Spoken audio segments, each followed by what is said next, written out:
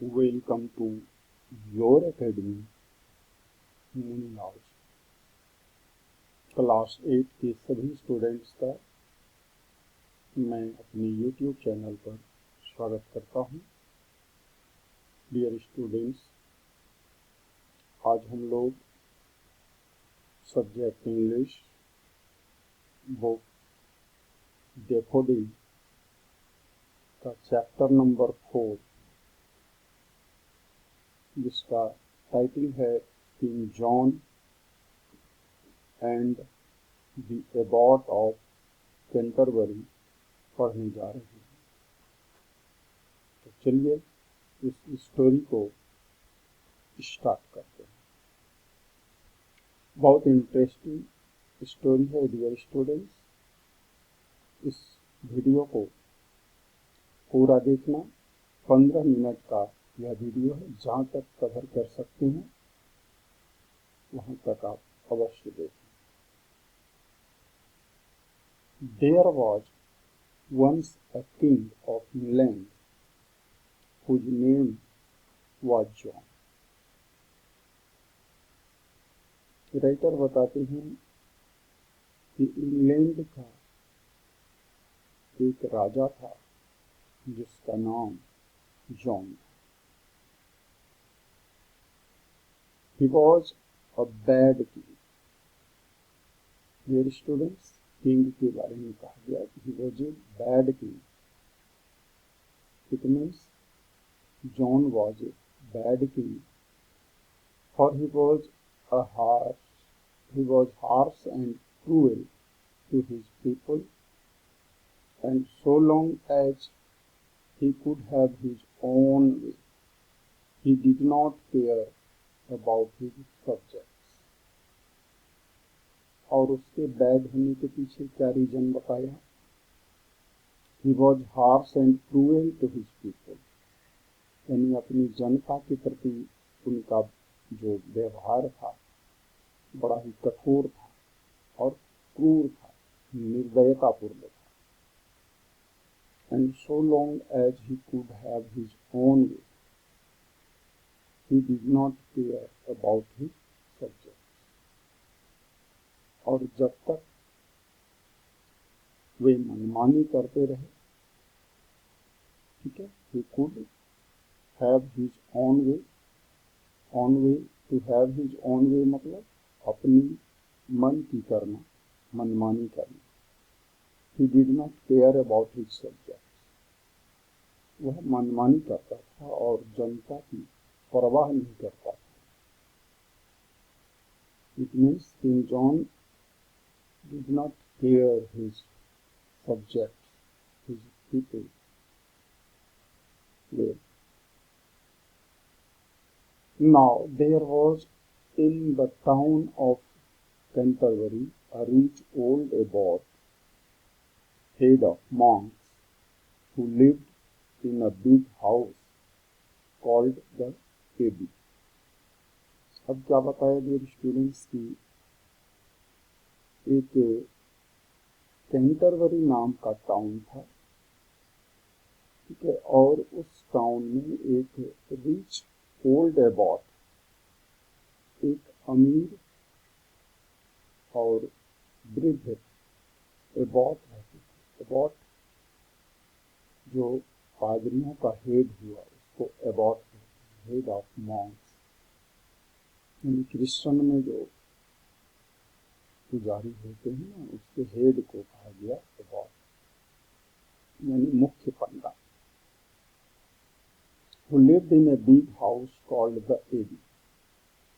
और जो ये एबॉट थे एक बड़े से मकान में रहते थे और उस मकान का नाम था एबी। एबी जो है, एबी क्या है पूछा जाए, what was abbey? Abbey was the name of the house in which the abbot lived. Every day 100 noblemen sat down with him to dine, while 50 brave knights in fine velvet coats and gold chains waited upon him at his table. देखिए उसकी शानो शौकत कैसी थी। कहते हैं every day 100 nobleman sat down with him to dine. रोजाना जो है सैकड़ों नोबलमैन यानी भले मानुष, यानी जो इंसान थे, नोबलमैन नेक इंसान, वे उनके साथ बैठकर खाना खाते। वाइल 50 ब्रेव नाइट्स, जबकि 50 वीर योद्धा इन फाइन वेलवेट कोट्स, खूबसूरत मखमल के कोट पहनकर, एंड गोल्ड चेन्स, और सोने की चैन लगाकर, waited upon him at his table, यानी उनकी सेवा में प्रतीक्षारत रहते थे, सेवा के लिए इंतजार किया करते थे उसके टेबल के आसपास। 50 नाइट्स रहते थे। इतनी शानो शौकत के साथ एक एबॉट रहा करता था। अब डियर स्टूडेंट्स, इसको एक डायलॉग के रूप में यहाँ दिखाया गया है, एक प्ले की तरह की स्टोरी हमारे सामने है। तो सीन फर्स्ट स्टार्ट हो रहा है एट किंग जॉन्स कोर्ट, और यह सीन है किंग जॉन के दरबार में। ठीक है, किंग जॉन क्या कहता है देखिए। Well father abbot, I hear that you keep a far better house than I. क्या कह रहा है किंग जॉन? तो फादर एबॉट, सुनने में आ रहा है कि आप मेरे से बहुत अच्छे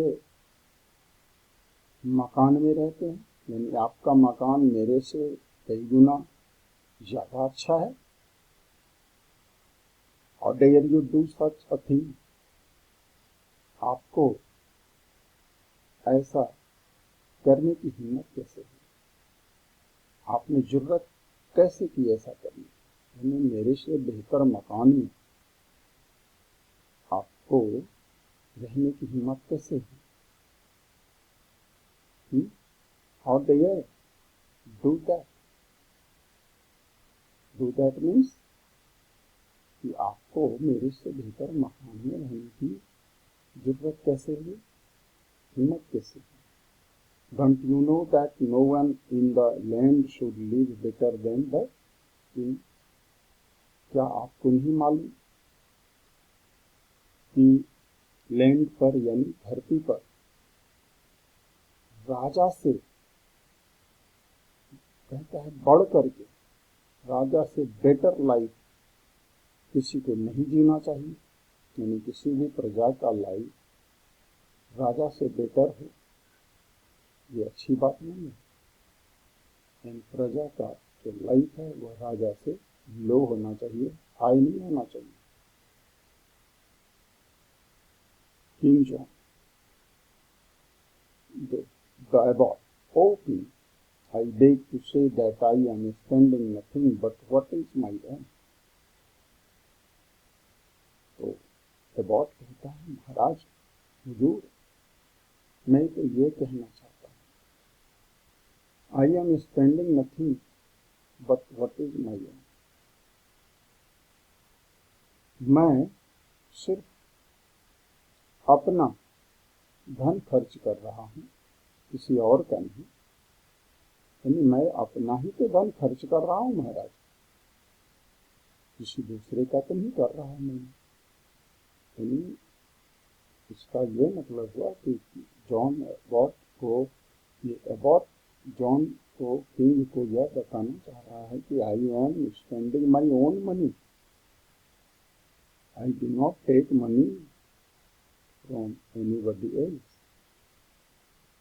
I hope that you will not misunderstand me for making things pleasant for my friends and the brave knights who are with me.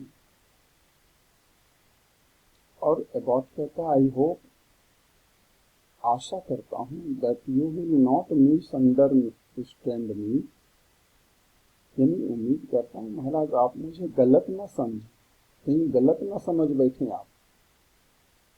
Misunderstand मतलब गलत समझना। For making things pleasant for my friends and the brave knights who are with me. कहा जो मेरे friends और brave nights मेरी सुख सुविधाओं का ख्याल रखते हैं, इनको देख करके आप कहीं गलत न समझ बैठे Maharaj ji. There is no question of misunderstanding you. कहा आपको गलत समझने का कोई सवाल ही नहीं था। All that there is in this land is mine by right, and how do you dare to put me to shame by living in grander style than I? कहा all that there is in this land, इस धरती पर जो कुछ भी है ना, is mine by right। कहा उन सभी चीजों पर मेरा ही अधिकार है। And how do you dare to put me to shame? और आपकी हिम्मत कैसे हुई कि मुझे आपने लज्जित कर दिया। आप मुझे लज्जित करें, शर्मसार करें।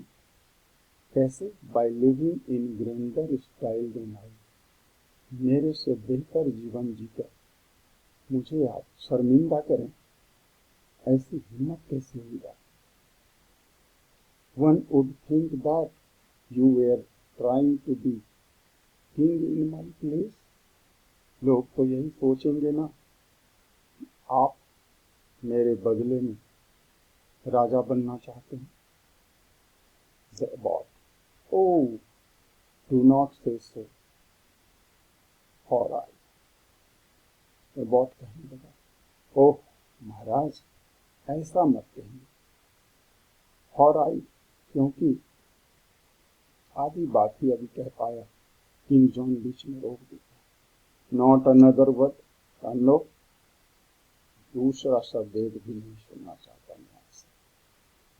क्राइड द किंग दहाड़ते हुए बोला, your fault is plain and unless you can answer me 3 questions, your head shall be cut off and all your riches shall be mine। देख लो क्या कहा। Your fault is plain means you are guilty। It is quite evident that you are guilty। तुम दोषी, तुम्हारा दोष स्पष्ट हो चुका है। And unless you can answer the 3 question, और कहा जब तक आप मेरे 3 सवालों का जवाब नहीं दे देते, your head shall be cut off, आपका सर कलम कर दिया जाएगा।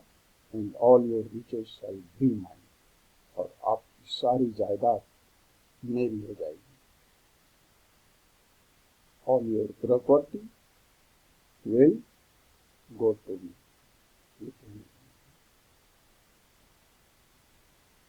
डियर स्टूडेंट्स, उसके बाद नेक्स्ट वीडियो में हम लोग जानेंगे कि ये 3 सवाल क्या क्या थे। किंग जॉन ने उसके ऊपर एक जबरदस्त कंडीशन थोप दिया कि आपको मेरे 3 सवालों का जवाब देना होगा, और जब भी आप 3 सवालों का जवाब देने में असफल होते हैं तो क्या होगा? You will be beheaded। ठीक है, your head shall be cut off, आपका सर कलम कर दिया जाएगा। And all your riches shall be mine, जो भी आपकी संपत्ति है, प्रॉपर्टी है, दौलत है, घर मकान बंगला, सब मेरा हो जाएगा। तो डियर स्टूडेंट्स, हम लोग जानेंगे नेक्स्ट वीडियो में। Thank you. जय हिंद, जय